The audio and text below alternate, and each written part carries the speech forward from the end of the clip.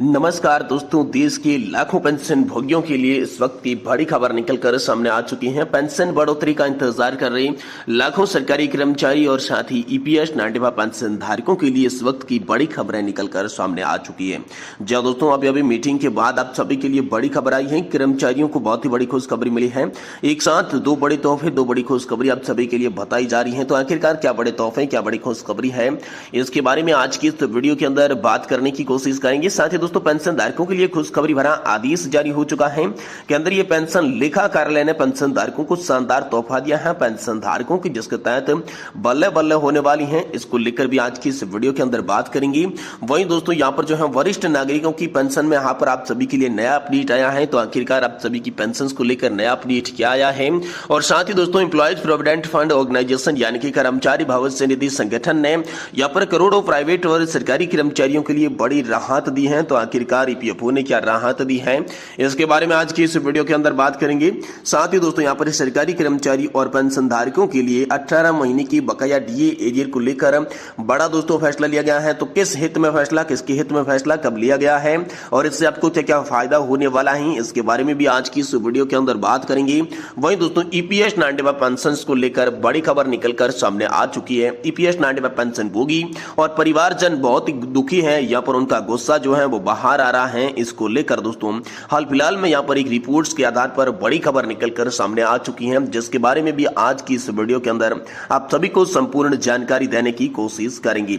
इसलिए आप सभी पेंशन धारकों से निवेदन करते हैं कि दोस्तों आज की इस वीडियो को आप लास्ट तक जरूर देखें, तभी आपको जो संपूर्ण जानकारी और पूरा मामला समझ में आएगा कि आखिरकार पेंशन धारकों के लिए क्या बड़ी खुशखबरी निकलकर हाल फिलहाल में सामने आ रही है। तो चलिए बिना किसी देरी के अंदर वीडियो में यहाँ पर जो है खबरों का सिलसिला शुरू करते हैं। देखिए दोस्तों, अब सभी के लिए अभी बड़ी मीटिंग के बाद बड़ी खबर निकलकर सामने आ रही है। कर्मचारियों को मिली बड़ी खुशखबरी, एक साथ सबको मिली दो बड़ी खुशखबरी। जी दोस्तों, कर्मचारियों के लिए डबल तोहफा है, एक साथ की बड़ी खुशखबरी मिली है। जी दोस्तों, हाल फिलहाल में आप सभी के लिए पेंशन के तमाम मुद्दों को सॉल्व करने के लिए बड़ी मीटिंग का आयोजन नेशनल एजुटेशन कमेटी के द्वारा किया गया। नेशनल एजुटेशन कमेटी के द्वारा यहाँ पर जो है पीएम मोदी को लिखे पत्र का भी जिक्र किया गया, साथ ही साथ श्रम मंत्री भूपेंद्र यादव को लिखे ज्ञापन का भी जिक्र किया गया, जिसके तहत दोस्तों आप सभी के लिए दो मांगे हाल फिलहाल में मंजूर हो सकती है। पहली मांग पेंशन बढ़ोतरी से संबंधित है। वहीं दोस्तों दूसरी जो सरकारी कर्मचारी है, जो पेंशन धारक है, उनकी मेडिकल सुविधा यानी कि यहाँ पर जो है आप सभी के लिए हॉस्पिटल फैसिलिटीज को लेकर दोस्तों बड़ी खबर आ रही है कि दोनों जो मांगे हैं उन पर सहमति बन सकती है और पेंशन धारकों को दो बड़ी खुशखबरी देखने को मिल सकती है। इसको लेकर बड़ी खबर हाल फिलहाल में आप सभी के लिए सामने आ चुकी है। अगली बड़ी खबर की बात करें तो दोस्तों पेंशन धारकों के लिए खुशखबरी है। आदेश इसके लिए जारी हो चुका है। केंद्रीय पेंशन लेखा कार्यालय यानी कि सीपीएओ ने पेंशन धारकों को दिया शानदार तोहफा, पेंशन धारकों की बल्ले बल्ले। जी हां दोस्तों, पेंशन धारकों के व्यक्तिगत रिकॉर्ड की जानकारी यानी कि सीपीओ के पास रहती है। ऐसे में देखा गया है कि बहुत सारी जो अज्ञात सीपीओ ऑफिस में जाकर होते हैं, वो पेंशन भोगी, फैमिली पेंशन भोगियों के व्यक्तिगत रिकॉर्ड मांगते हैं। वो बताते हैं कि हम पेंशन भोगी की तरफ से आए हैं, किसी कारण की वजह से पेंशन भोगी का व्यक्तिगत रिकॉर्ड चाहिए।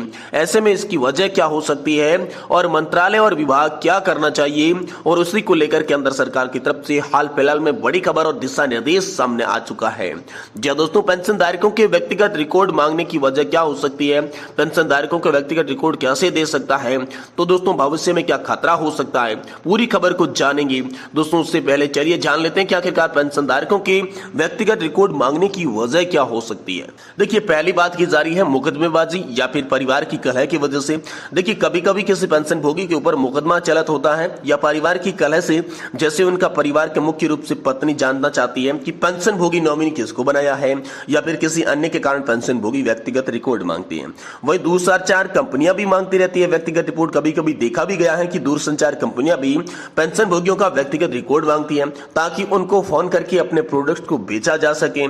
साथ ही साइबर अपराधी भी यहाँ पर रिकॉर्ड मांगते हैं। कभी कभी साइबर अपराधी घर का मेंबर बन के आते हैं, पेंशन धारक का पर्सनल डेटा मांगते हैं ताकि उनके साथ ठगी की जा सके। साइबर अपराधियों की नजर में पेंशन धारकों के ऊपर रहती है, किसी भी तरह से उनका व्यक्तिगत रिकॉर्ड वो लेना चाहते हैं, उनका डेटा लेकर वो फोन करना चाहते हैं। सभी इंफॉर्मेशन उनके पास होने से पेंशन भोगी उनको विभाग का अधिकारी समझ बैठते हैं और इस प्रकार से वे ठगी को अंजाम देते हैं। साथ ही केंद्र सरकार ने यहाँ पर जो है इसके लिए दिशा निर्देश जारी किए हैं।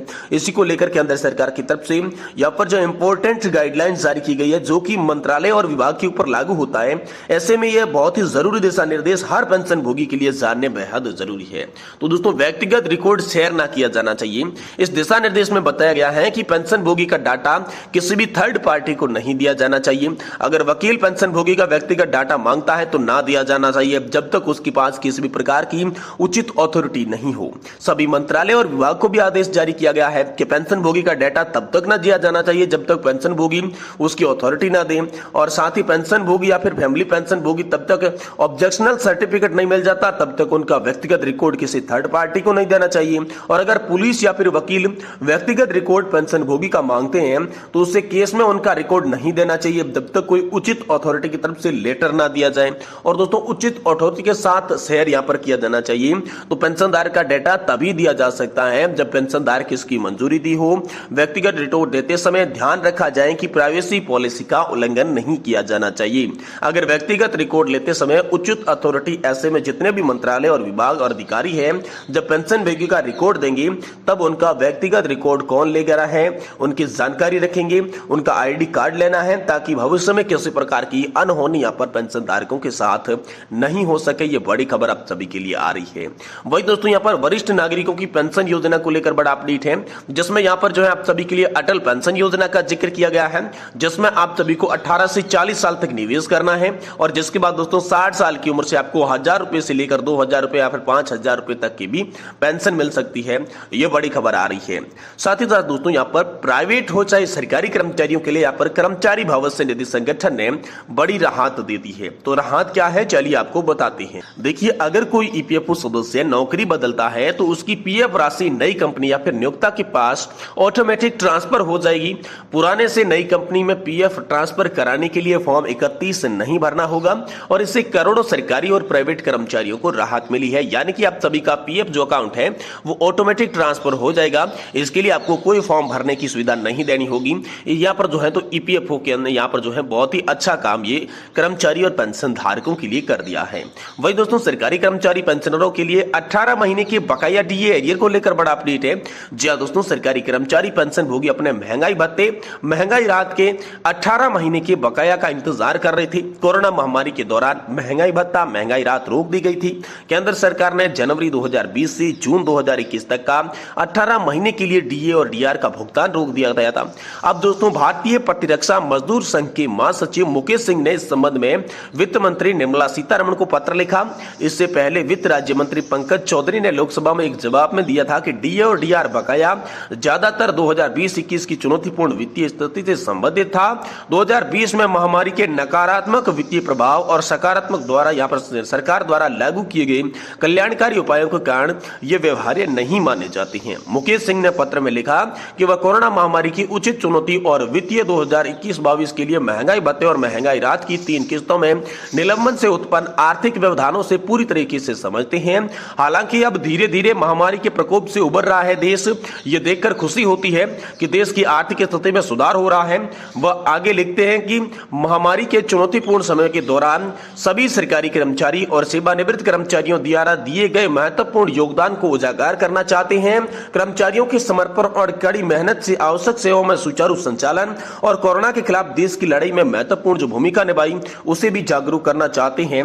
और यहाँ पर जो है 18 महीने के बकाया डीए एरियर की मांग जो है वो सरकारी कर्मचारी और पेंशन धारकों के लिए करते हैं, जिसे सरकार जल्द से जल्द यहाँ पर जो है लागू करें। और इसी बीच दोस्तों, ईपीएस 95 पेंशन को लेकर बड़ी खबर यह है कि ईपीएस 95 पेंशन भोगी हो चाहे उनके परिवारजन हो, बहुत दुखी नजर आ रहे हैं और इसी को लेकर लगातार दोस्तों जो है उसका गुस्सा बाहर आ रहा है। वो माननीय कमांडर अशोक जी रावत से भी पूछ रहे हैं कि आखिरकार पेंशन धारकों के साथ कब न्याय होगा, पेंशन धारकों को कब न्याय मिलेगा।